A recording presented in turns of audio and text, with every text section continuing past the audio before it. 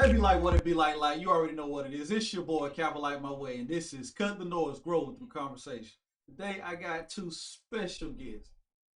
None other than my ace of spades over here, the myth, the legend, Mr. Mallory Thompson. Hey, how you doing? And then my tech genius, my guru, one of my mentors to help your boy out with the lights, the camera, and the action.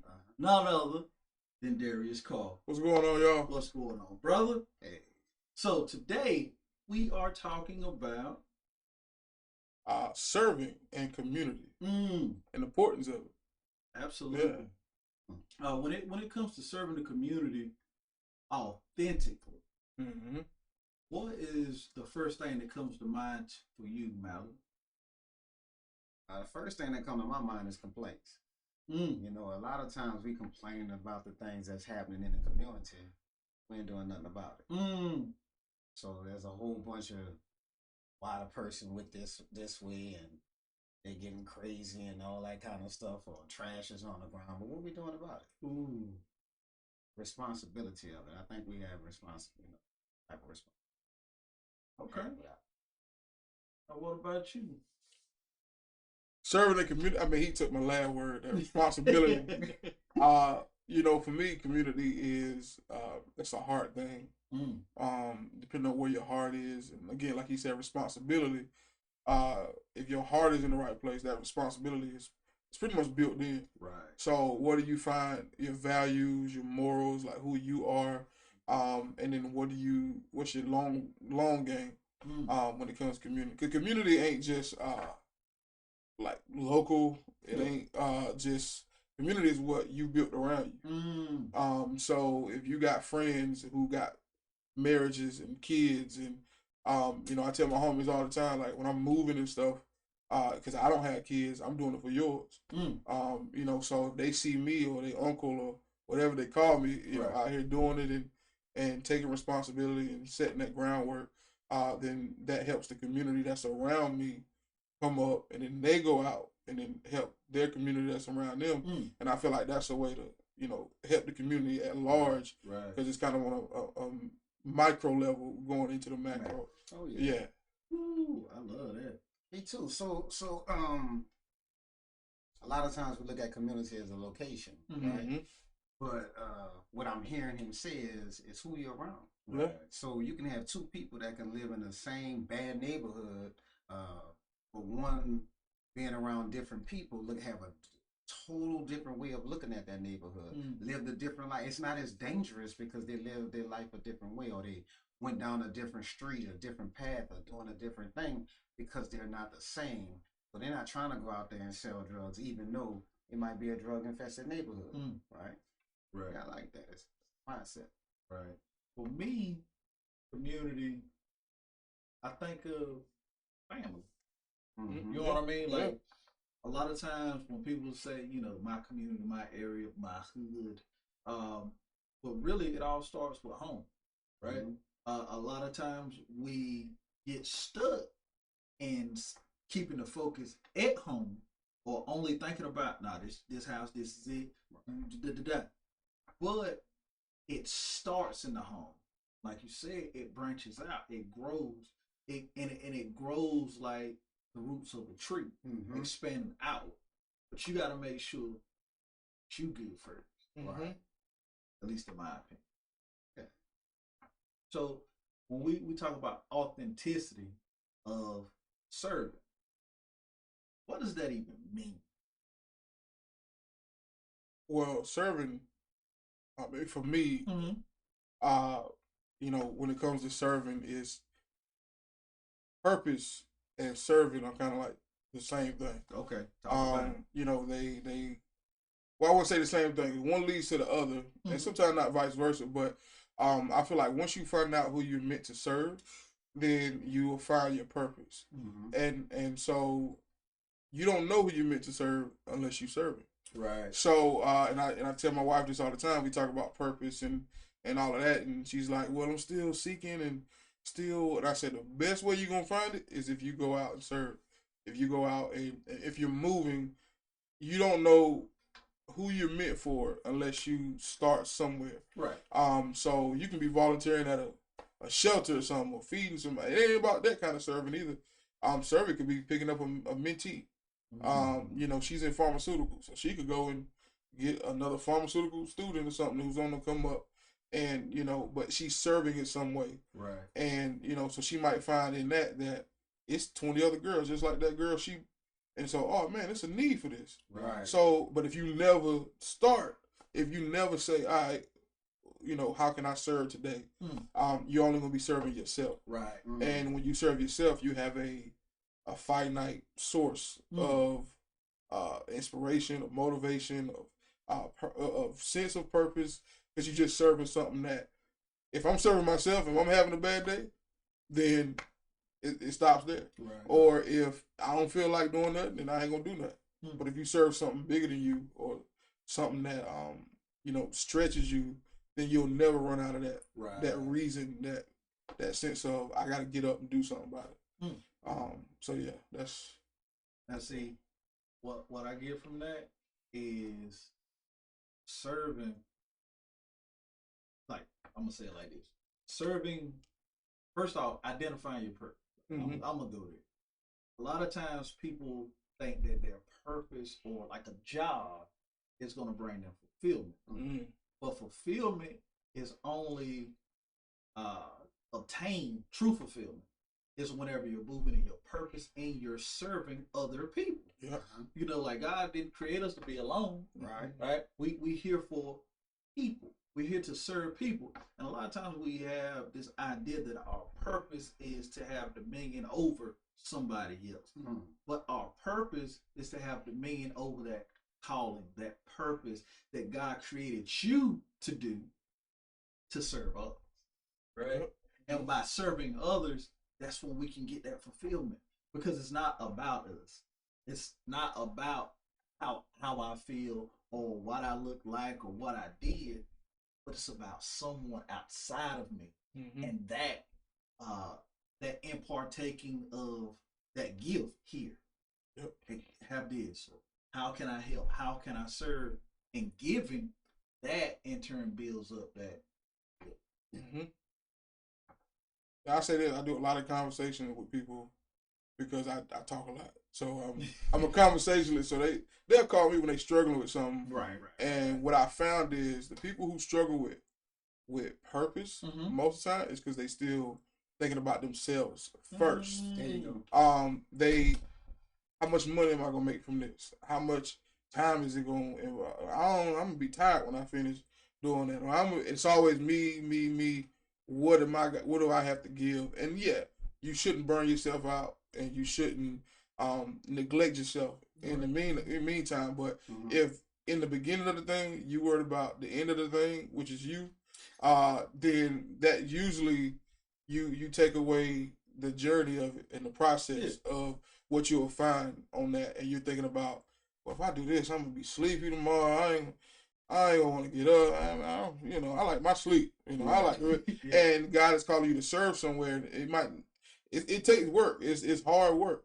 And so the people who I found who struggle with, I don't know what I'm supposed to do, and they think it's gonna be like God gonna be like, hey, it's your purpose. Nah, he gonna put you in the path. You're gonna be doing something, and you're gonna have a eureka moment and say, man, I see a gap and I need to fill it. That's right. But if you never in that moment, then you will never see that thing. So if you serving yourself, you're gonna have the hardest time struggling with purpose. So yeah, get out the house, get out, get into community.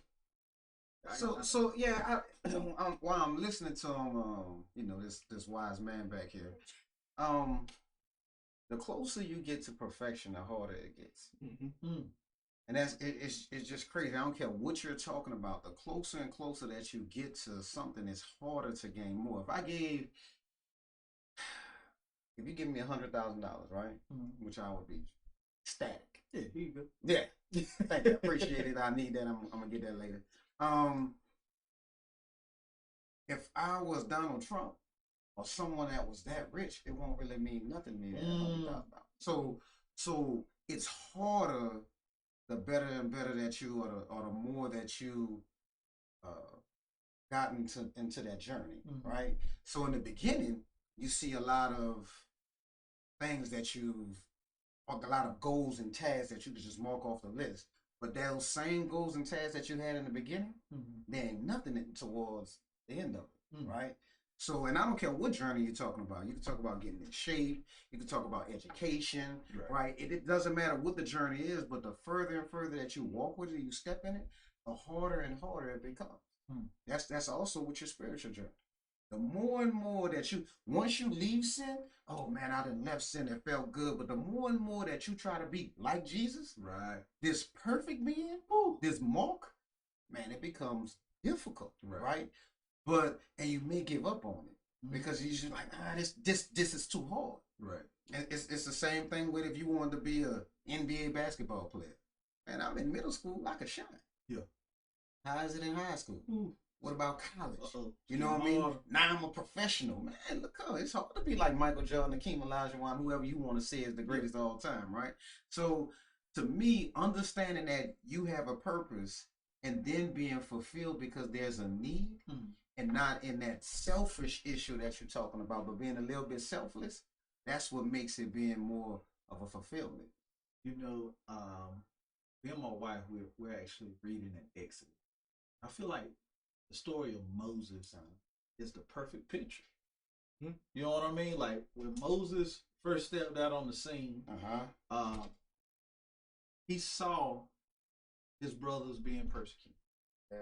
You know what I mean? He saw the Hebrews being whipped and, put into slavery. So he went out there and broke some laws.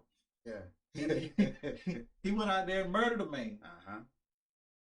And then next wave, he see two Hebrews arguing. So he step out and he try to break it up. And then it's, so what you gonna do? You gonna murder me? Right. You gonna murder me? And they're like, it's not how they find out, right? And then he ended up leaving, getting on the run, waiting out in the wilderness until, some folks died. Whew. And then God called him out. Yeah. He had that burning bush experience. That burning bush experience. And God told him, hey, bro, like, I need you to do this. Yeah.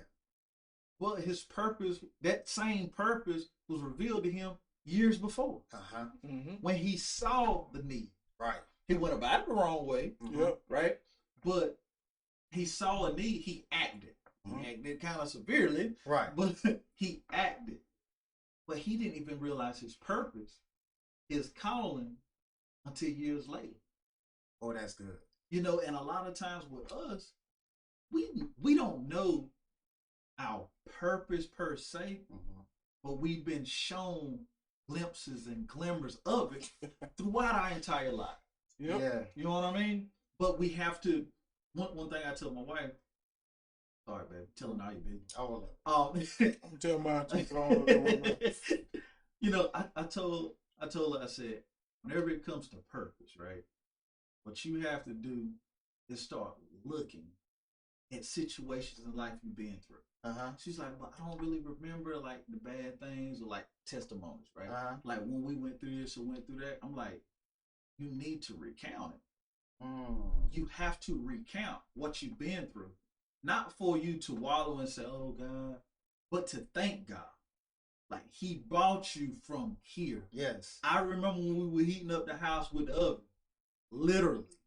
I remember when we were struggling and the heat didn't work and I had to fence off part of the house with blankets over the hallways so that the heat wouldn't escape. That's right. You know what I mean? But when she sees it, she said, I just didn't think it was that bad. I'm like, I understand that. But when you look back, bringing back to remembrance what was and where you are now, that helps somebody that's going through that right now to know what's possible. But if we, discount it and say, it won't really that bad, we don't really give God the credit that he deserves. You know what I mean? And when and going back to purpose, right? Purpose is the same way by recounting things, experiences, trials, tribulations, ups and downs, victories and defeats.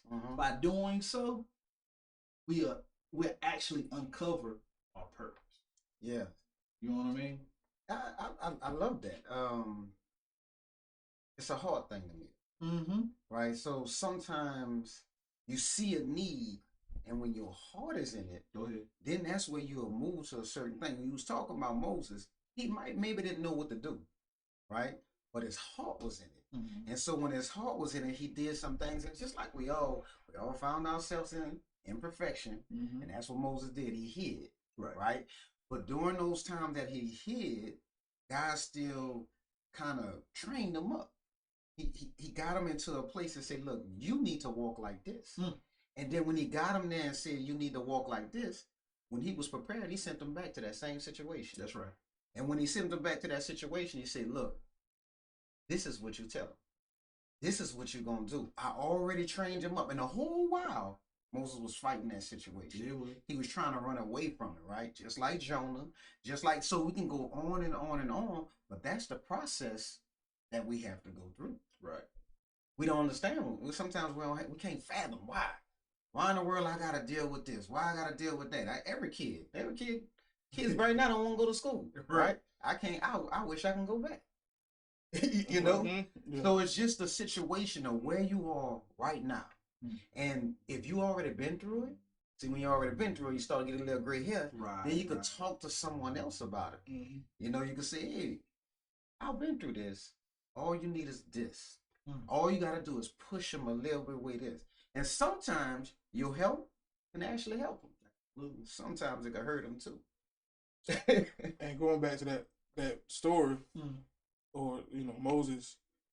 So what he found was when he encountered the guy that was like, "You gonna kill me too?" Yeah. Like they were reminding him of what he had done, and because they knew what he had done, so they threw it in his face. Right.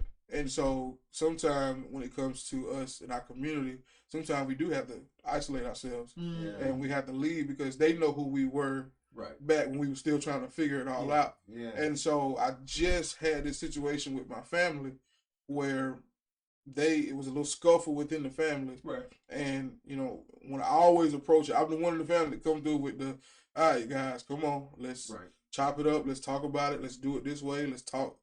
Everybody, y'all don't have to holler. Let's, and I grew up with the holler. I grew up doing the holler with them, and they always recount stories that, man, you used to, throw stuff at people and fight every day and do all this and cuss people out, and they will remind me of that. But because I separated myself for a while, and I left home and I came up here and, I built this life. I got a new community around me. I put myself in an environment where I can't handle myself that way. Right. Because nobody in my community handles themselves that way. Right. And so I learned more ways to communicate and more ways to handle things. And I brought that back to my family. So now I'm able to help change the narrative of how we handle things because that separation. And my sister's like, well, everybody ain't Gandhi like you.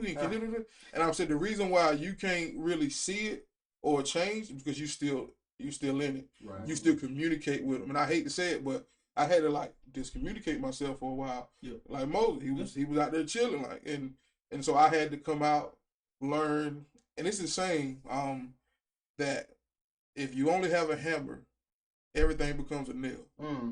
Wow.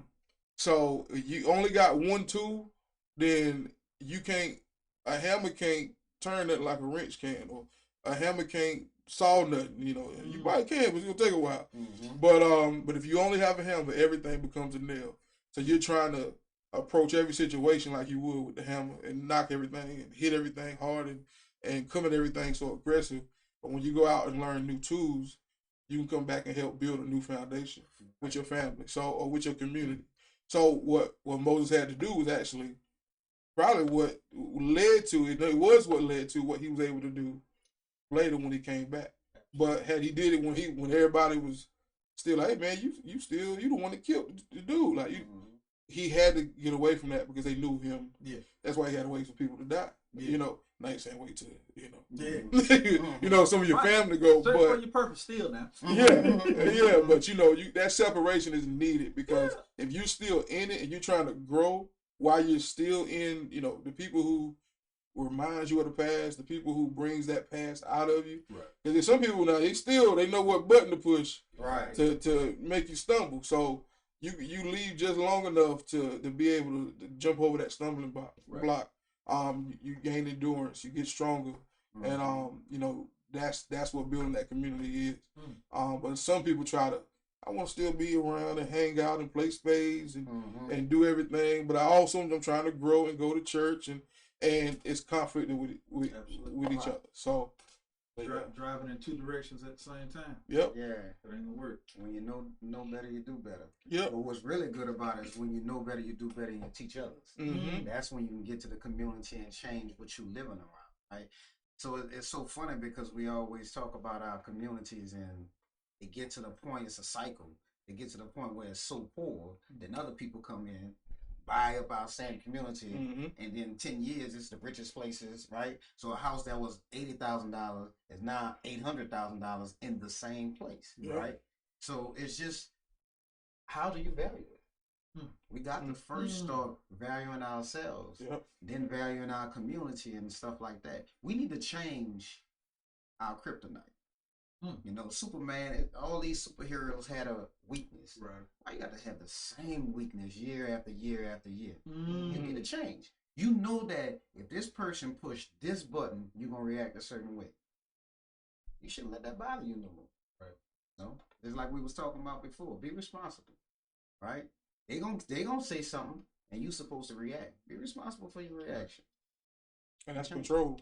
That's control. They got power over you, they can do that. Yeah. See, what you made me think of was kryptonite and Superman's weakness, right? It's his home. Hey, it's that's the past. Yes. But see, this is what I want us to not to do. Don't make your home, your past, your community, your family, your weakness. Right. Just make it part of your story. Because what we learn, what we can glean from our experiences, our past, is the same thing that can help us and help those that are still in those communities and those areas and in our families. We can't neglect those that we love. Right. And we should love our people. We should love our communities. We should love where we come from. And the lack of outreach, the lack of authentical, I'm start making up words. Yeah, go ahead. Like, T.I. Expeditiously, my brother. Yeah.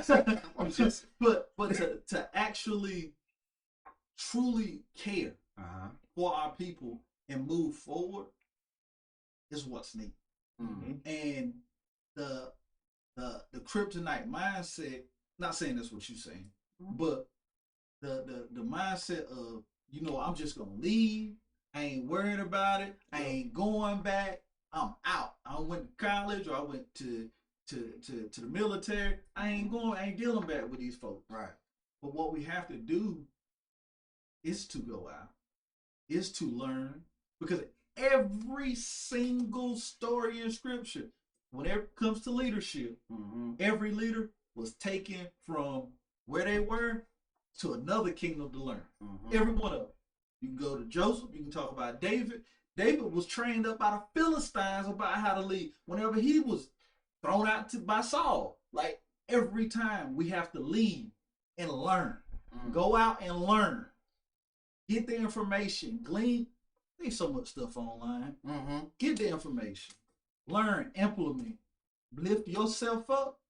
Then reach back and glean that same information to the next man or woman, the next child, the next generation, so that their footsteps, their path ain't got to hit the same stumbling blocks that you went through. Right. Like, that's being authentic. That's caring. And not doing it from a self-serving manner of, like, yo, here go $100, brother. Let me get you on camera for the gram. Like, nah, like, let me show you how to make $100. Let me show you how you can grow. Let me show you how you can get your degree. Let me show you how you can do this without a degree. Right. Like, let me show you something of value that's going to make you stand up and move. Now, moving forward, what ways can we serve with technology like it is in a world that we are in now, especially how COVID shut everything down, seems like everybody had got a podcast. A lot of them still ain't here. We are. But what ways can we serve and reach back and give to our community? Ooh. Now, before I go into that, or I'm gonna say this: everything that you said is amazing, but make sure you do it first. Yes. You might be learning and getting tools, and make sure you do it first. Don't go read a book and then the next week you at your family house saying, we need a budget and save, and you ain't got a dime in your account. The biggest teacher and the biggest impactor is example. Oh yeah. And yeah, like an experience. My family did not listen to a word I said until they saw it. I'm telling y'all that because I'm guilty of it. I'm going to school and hey y'all, we need to do this and do that, and I read Rich Dad Poor Dad, and Daddy you poor, and like so I'm just aggressive with it and trying to teach them as I'm learning, but I wasn't teaching them after I've done it. Right. So once it started catching up and they started seeing the fruit. Right. Then they like, hey, to the point where now back in the day I'm like, hey, we need to start businesses and be entrepreneurs and all this while I'm still trying to. Right. I ain't even had no LLC. Right. But I put LLC on the name trying to look official. Yeah, like I ain't with no Secretary of State. I ain't did nothing. Yeah. But it looks like I'm doing something. And so once I figured out what business really was and started doing it and walking in it, and they saw the fruit of that, now I got family members calling me, hey, I'm trying to start a business. Where do I start? I don't know. Like, how did you do it? How did you do that? Versus back then, they was like, boy, anybody trying to, start no business, but they see it now. Yeah. They see me walking in it. They see me doing it. And even when it comes to like how to communicate, how to, conflict resolve and all that stuff, they see me do it with my wife. They see how me and Jessica move, and they like, listen, we need help. Like, we ain't on the same page. How do y'all do it? Right. Because they see it. And so you can shut up and let your example talk for you. And then once they come to, because if they coming to you, now you know their heart is in the right place. That's true. Now you know they want it versus you trying to shove it down their throats. Yeah. And in other words, you can't serve nobody that ain't came to the drive-thru. There you go. You can't serve nobody nothing that they ain't looking for. Right. Because they came there looking for something. Now, if they're looking for something, now it's time to give. Yep. Now, what were you going to say? I cut you off. Yeah, no, you good. What were you going to say as far as serving? What ways can we serve? So, and I'll say this, when it comes to serving, the answer ain't going out and serving first. The answer is your heart first. So, what environments are you around? What are you watching? What are you taking in? Your morals. What do you believe in? What do you value? Like Mallory said earlier, people just kind of go out and say, I'm just going to feed the homeless, or I'm going to go serve my community. And that's fine. That's like Tylenol. Yeah. It's going to be all right. The headache going to go away for a little bit. It's going to come right back. Because your heart isn't there. That's just a temporary fix. So first I would tell people to start changing their habits, their ways, who they're around. What are you taking in? If every time you wake up, you get on YouTube, you watching the latest football, basketball scores, or the Real Housewives of this, that, and that's all you taking in, and Shade Room, what they done put up. Now listen, that stuff is fine, but you shouldn't do that first, and that shouldn't be more than what you take. So what podcasts are you listening to? Right. Cut the noise, Thru Conversation. Check it out. What podcasts are you listening to? What conversations are you having? Right. What are you reading on a weekly, daily, monthly basis? How's your life? How's your finances, et cetera, et cetera? Like, do that first. Yeah. And then so you'll be more inclined to want to go out and teach something versus just saying, I need to serve more. Let me go find somewhere to serve. And you just doing something for a day, or, then you'll fall in love with the process. Yeah. And not just the result. Right. Or you ain't taking pictures for Instagram saying, hey, y'all see me out here serving my community? Because in that search and in that environment, the need will reveal itself. When you're moving and when you're changing your heart posture, your need will reveal itself. Versus trying to go out and find a need that you probably don't even got the answer for. Right. Yeah, you think you do. So that's why I would say tools wise is when you searching, look at your Instagram. If every other picture is somebody shaking their what or doing this, like take it off. Like start changing, start rearranging how your life is, and then that a byproduct of that will be your servitude, your purpose, and and on a smaller level, look for small ways from day to day, just to serve somebody. Right. Smile at the person in the grocery store. The person that take too long with your order, say God bless you, still tip them. Yeah. Like regardless of how people around you are acting, it's about you. Because when you go to heaven, they ain't gonna say who with you. You know, who are that person you fed with you or that person you with? Like it's just you. Yeah. And so find small ways to just do little stuff, even if you're married. Like, I'm not an affectionate person. They come from an affectionate family. So here lately, I've been trying to make sure when you walk in the door, kiss your wife on the forehead or something, or something like that. Just find little things like that. But it's really about a heart thing first. And so that's how you can use technology. That's how you can use. I know that wasn't a practical way, but I don't want people running to just serving and their heart ain't changed. Yeah, that's beautiful. What you got, man? Well, he just hit me hard over there because I'm that person that's getting on YouTube. I'm playing the game on my phone and doing all those things. So I think that's what you need to do is find out who you are. Look in the mirror, right? Our women at church, they went through a restoration period, right? So in that restoration period, they sat alone just trying to figure out who they were. Right. But while they did that, it gave them the opportunity to refocus, right? And when you refocus and understand the things that you need to sharpen up or change, then change it, right? I think there's a lot of negative things that happen in our community that we need to change. Like how many mentoring programs that we have, right? We might call it in some negative light. We always call it, he all up this person's butt and all that kind of stuff. But we need to get into that mentoring program. We do it with some things, but not with others. If Michael Jordan had an AAU basketball thing down the street, we'll sign up for that, right? But it's when it's something intellectual and stuff like that, we don't, right? So understanding that, teaching that to the next generation, right? Whatever you've been through, I don't care if it's good or bad, that those things that you've been through, it could be used. Yes. Definitely can be used. Absolutely. And so not being ashamed of it, like Moses ran when he had his mistake.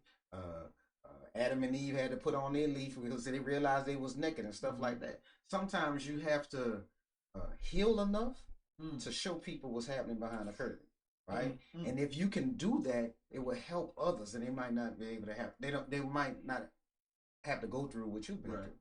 So we just got to heal, I think. Every scar got a story. Every. Yeah. I like that.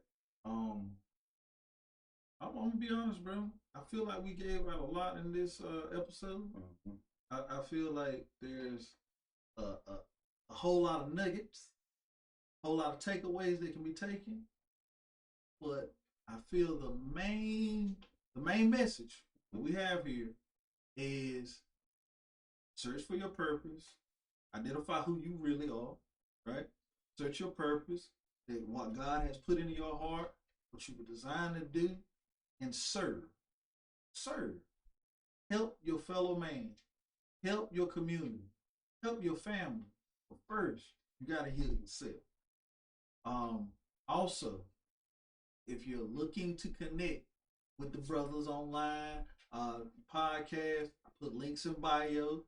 And if you're looking to grow, we're still working on the church Facebook group, group page. Yeah, working on it. Links will be in the bio. I'll put it in every video and on every description. Coming soon. Get connected with the church. Get connected with a church in your local community. And if you don't have one, Strong Tower Christian Fellowship. Get connected, find your purpose, and reconnect with the person that created you or the creator. Yes. God. And let's move forward. Anybody got any closing? Anything? Any final thoughts? Hey, Make sure you work on yourself. You know, if you look at every great team, every great team is comprised of each individual doing their own job. So that's what we need to do in our community. Do your own job. Make sure you cutting your grass. Make sure you keeping everything straight that's in your life. Make sure your kids are on the right path. If you see something, say something, right? Do just your job. Once you do your job, other people will see it. Other people start calling you up. Other people start saying, "Man, how you got out of this neighborhood?" Right? Right. Just you leave some breadcrumbs. Yeah. But you first need to save yourself. Love that. Yeah, I just say be authentic with your purpose. When you do serve, don't serve to get something. Serve to impact something, to change something. You might get something as a result. Right. It might happen, but don't go into it like, what am I going to get out of this? Because otherwise, when you don't get it, you'll stop serving. And so that matters. Authenticity, being yourself, and taking responsibility for the next generation, or not even the next. It could be the generation that was in front of you. You might learn something that your parents might need. Yeah. And so don't be high-minded. Don't go and get all this knowledge. Like Mallory said, when you work on yourself and when you heal, don't keep it to yourself. So be authentic, be sincere, and yeah, serve with purpose. And that it's not. We ain't got to be Martin Luther King. Right. We ain't got to go out here now. Sometimes it might lead to that, but it starts small. It's just the little things, and then that spawns into the bigger. So yeah, be authentic with your servitude. Absolutely. So that's the episode. Till next time, stay positive, stay productive. Lights out. Cheers.